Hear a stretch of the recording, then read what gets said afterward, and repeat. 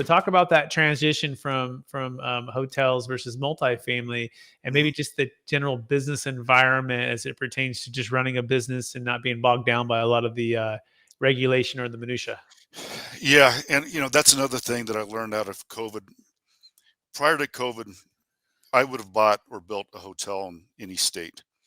And I don't want to get political, but then once you start learning about the regulations, even with hotels, are they going to force me to shut down if something happens at COVID 2.0? How friendly is the state as far as businesses? Are they going to force you and have rent moratoriums? Are they going to do these types of things? Are they going to force you to regulate? Are they going to all these different things? So I've learned that I really need to now pay attention where I didn't used to on the different city or state regulations on whether or not I even want to do business in that state. So that's one aspect. The other thing is you have to realize that multifamily it's real estate, it's long-term housing, and that's how the government sees it. Hotels are a business. It's two factors. You have real estate that sits on underneath, that is the land that appreciates, but you have this building, you have this franchise, you have 20 plus employees. So with all the different regulations, it is considered a business. And that's one of the things that helped us during COVID is because it was a small business, we were able to get the PPP loans, we were able to get the EIDL loans. That is the biggest difference is I would never recommend jumping from multifamily into hotels unless you have some type of a business background where you know how to run a business from just all the aspects of handling employees, all the taxes, all of just the minutia of um, running a business. It's crazy sometimes, but it's very fun. Absolutely. Yeah. So that's a great point. By the way, you can learn more of Michael Stohler, Stohler, by going to the richardgeek.com, where he hosts a podcast there.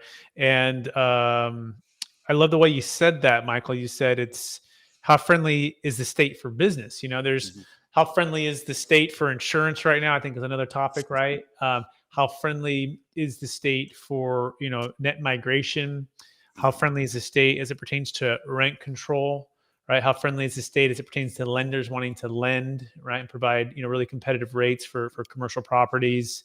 I think that's so important that you do look at it with an eye for if you're shut down out of business. I mean, it doesn't really matter anything else. So if they're not going to let you, go to open your doors and serve your customers, it's like how long can we survive without oxygen, right? Right. And the body, if they shut it down, then how long you can last. And guess what? Those banks are not typically going to do anything to help you on that. And guess what? Those property taxes too, which is kind of the one that is I always scratch my head on when they force people to not do things, but then they force them to pay property taxes as if the money just comes out of nowhere. But that's kind of the reality we're in these days, and Mhm. hopefully not again to that extent.